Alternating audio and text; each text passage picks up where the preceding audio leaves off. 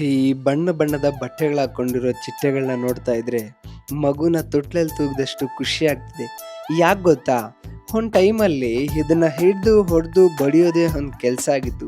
ಆದರೆ ಇವಾಗ ದೂರದಿಂದ ನಿಂತ್ಕೊಂಡು ನೋಡೋದೇ ಒಂಥರ ಖುಷಿ.